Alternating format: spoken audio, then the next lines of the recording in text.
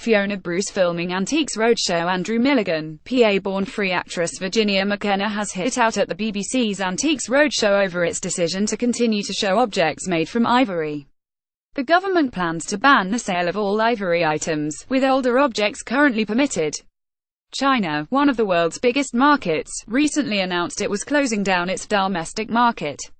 Wildlife campaigner and actress McKenna, 86, called on the BBC One show to step away from our parochial fascination with antiques at any price, adding, "We cannot afford to put a value on bloody ivory."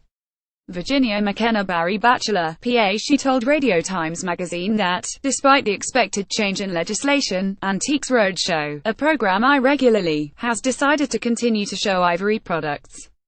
The popular show, presented by Fiona Bruce, would continue to represent ivory as a desirable item, a thing of beauty instead of a symbol of destruction, she said. The co-founder of the Born Free Foundation in a town like Alistar said, "I have had the huge misfortune to see poached elephants. I have stood in tears on the African plains, just feet away from the collapsed carcass of a massive elephant, its tusks removed, its face disfigured. The stench of death was overpowering, and for what? So that someone, somewhere, could wear an ivory bangle, could put an ivory carving on their mantelpiece, could eat with ivory chopsticks, could stick some ivory in a vault and speculate on its worth when the species has been driven to extinction." Radio Times cover. Radio Times. She said it was wrong to think antique ivory had no impact on living elephants.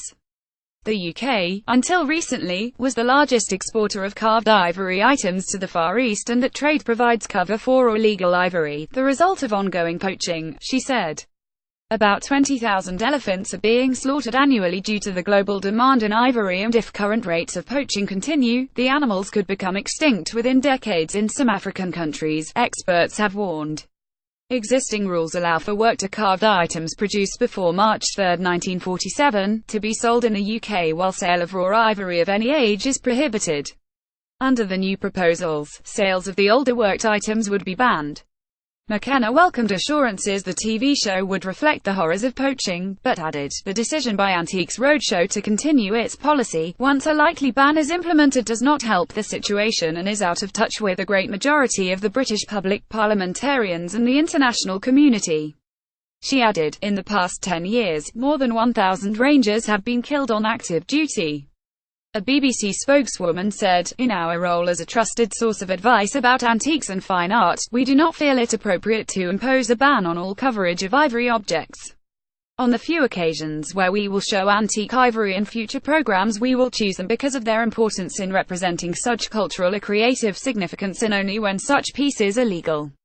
Within these features we will also seek to reflect the wider context of the debate about ivory and the horrors of modern-day poaching." The BBC also later added, "In the light of recent developments in the UK and China with regard to the trade in antique ivory, the Antiques Roadshow is currently reviewing the way it will, in future, approach items of antique ivory that are brought in by members of the public for appraisal.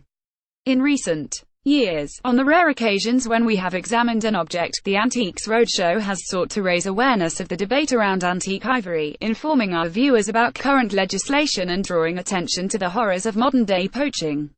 We're looking forward to finding out more about the government's plans for new legislation around the trade in antique ivory, and will review our approach in the coming months."